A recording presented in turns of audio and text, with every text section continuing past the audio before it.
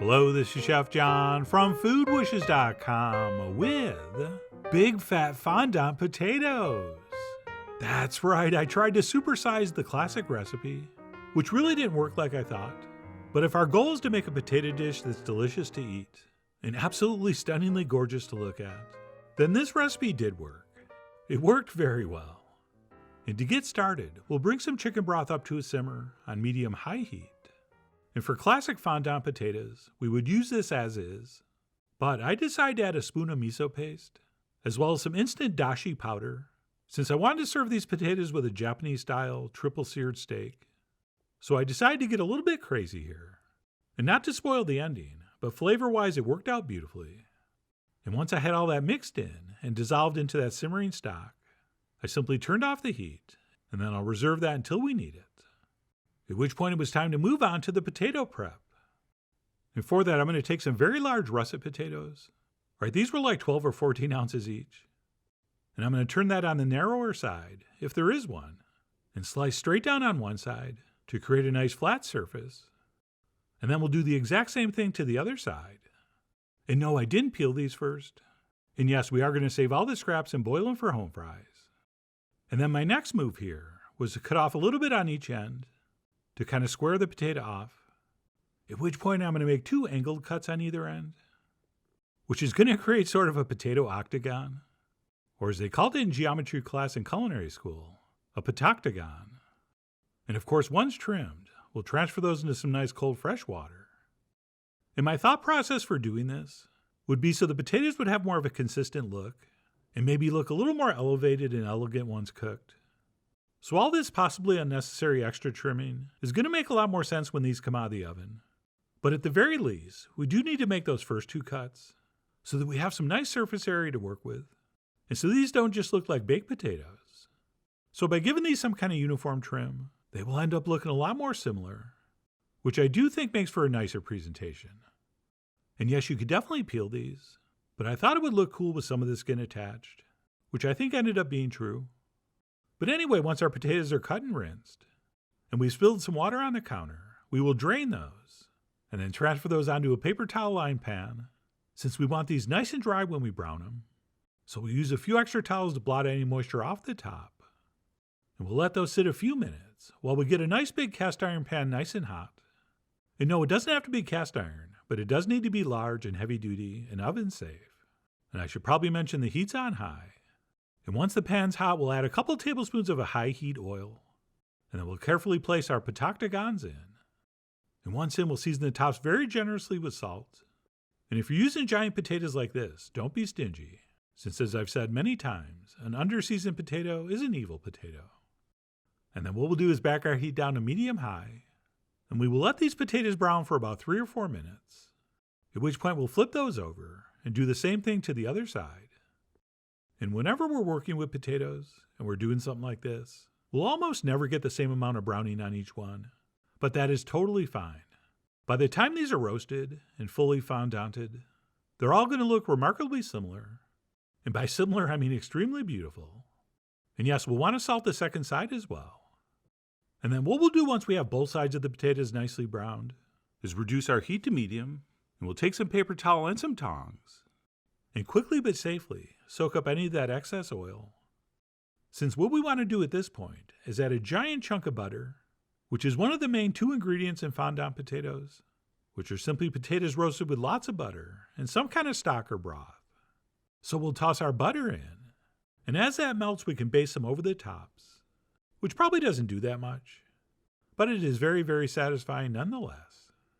And that's it, we'll simply continue to cook those potatoes in the melted butter, and we'll do that until we see the foam of the butter turn kind of a nutty brown. Okay, you can kind of see that here. And once that butter does toast a little bit, we can go ahead and strain in our miso-dashi broth, which again I know is pretty bizarre, since dashi is actually made with seaweed and dried fish. But man, did this work well. And I'll talk about the flavors later. But for now, once we've added that broth to our still very hot pan, we will turn off the heat, and we will carefully transfer that into the center of a 425-degree oven for about 25 minutes, or until our potatoes look like this and they're starting to get tender, which we cannot tell just by looking. We have to start poking. And at this point, you're probably going to be able to slide a knife in, but not super easily, and the potatoes will not be soft and tender yet. And also, most if not all of the broth will have evaporated by this point, which is exactly where we want to be. So what we'll do is take some tongs and flip these over, and then because we're going to cook these longer, we'll also add in some more broth. And I just used regular chicken broth for this edition, since that miso-dashi was an experiment, and I didn't want to overdo it. But the point is we're going to roast these further, so we do need some more liquid. And the amount we add is sort of determined by how done the potatoes are. Or if your potatoes are still very hard, add lots of broth. Whereas if they're almost tender, just add a splash. And of course, feel free to peek as these roast, and add a splash when you think it needs it. And that's it, we'll simply pop those back in the oven for another maybe 20-25 minutes. Or until they look like this. Oh yeah, those will catch your eye. But even if they look done and amazing, we still want to test them with a knife to make sure they're really, really tender. And then once we've tested those, we can brush some of that beautiful butter from the bottom over the top. Okay, broth in a roasting pan will evaporate, but butter and other kind of fats will not. Oh, and if you don't want yours as dangerously dark as mine, just simply don't let all the moisture evaporate in the pan as these roast. So that'll be up to you to monitor. I mean, you are after all the Yves Saint Laurent of this extra large potato fondant. And speaking of designers, I went ahead and tried to make these more beautiful with some flowering thyme and some flowering chive from my garden. Oh yeah, you have to plant some thyme and chives just to use them in your cooking. But as an added bonus, they will produce some beautiful fragrant flowers that are really fun to garnish with. Or you just put them in a vase on your table and they make you smile. And that's it. After taking way too many contractually obligated pictures, I grabbed one of my big fat fondant potatoes and plated it up so I could slice in to analyze this strange but hopefully wonderful experiment. And that, my friends, truly was an incredible bite of roasted potato, which was no surprise, since I love just a regular roasted potato. But when you cook them with a ton of butter, and they soak in that extra richness from a broth, we are creating something even more incredible. And yes, that's going to be way too tender to stab. I'm going to have to scoop.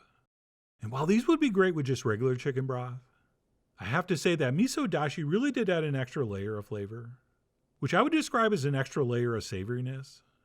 And I was actually concerned about going overboard, which is why I didn't use that much. But in hindsight, I could have actually added more miso and dashi to the broth. Oh, and by the way, if you do let your pan dry out like I did, you can, even after these are cooked, add a little bit of hot broth to the bottom to dissolve some of that goodness, which you can then spoon over your potatoes, which is what I just did here. And no, in no way does this taste like dried fish. Okay, if you like the miso soup at the Japanese restaurant, that will sort of give you a hint to the flavor profile here, although much more subtle. So the taste and texture really were amazing, but they were not true fondant potatoes. Because a fondant potato should have a nice thick, crusty, chewy layer, which contrasts with that soft, creamy potato on the inside. But here, because we used almost all the potato, the ratio was way off, and there was basically too much inside compared to the outside. But like I said, it's still a beautiful and delicious thing to eat. So to summarize, it was a fun experiment, and I have no regrets. Oh, and before we go, one quick thing. I took one of the cold leftover potatoes, and I used a ring cutter to punch out a piece. And then I crustified that in a pan with a little bit of oil. And as is the case with almost all potato dishes, the cold leftovers will always cook up crispier than the original version. Okay, that's why all the best French fries and home fries are cooked twice. But anyway, as you'll see very soon, I used that to garnish a plate for a Japanese-style triple-seared steak, also known as one of the best tasting steaks I've ever had. So please stay tuned for that. But in the meantime, even though these really didn't come out like classic fondant potatoes, they still were a very delicious, extremely satisfying, and absolutely gorgeous way to cook potatoes, which is why I really do hope you give these a try soon. So please follow the links below for the ingredient amounts, a printable written recipe, and much more info as usual. And as always, enjoy.